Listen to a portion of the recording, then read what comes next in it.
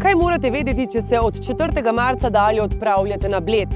Vaša pot bo občutno daljša kot sicer. Na Bledu namreč v sklopu prve faze gradnje blejske južne obvoznice gradijo tudi krožišče na Betinu oziroma Betinovem klancu. Gre za cesto tik preden zapeljete v mesto.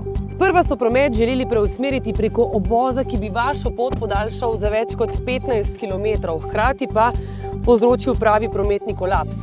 Namreč speljan bi bil preko krajev, kjer je več ozkih grl in kjer se težko srečata že dva avtomobila. No in to je med domačini sprožilo pravi revolt. Zato je Direkcija za infrastrukturo zdaj našla drugo rešitev. Čez gradbišče je uredila izmeničen enosmerni promet.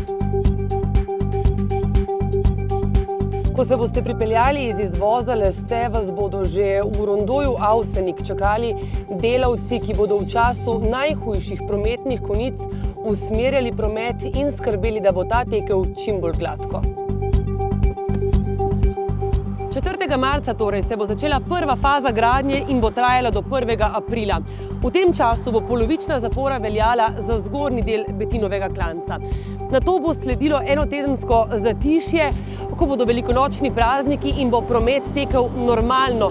Nato pa se bodo stroji premaknili na spodnji del klanca, dela bodo potekala od 2. pa do 21. aprila. Delavci bodo na gradbišču celotni svet del dneva, torej 12 ur na dan, kar pomeni, da bi lahko, če situacije ne bo pokvarilo vreme, z deli zaključili celo prej.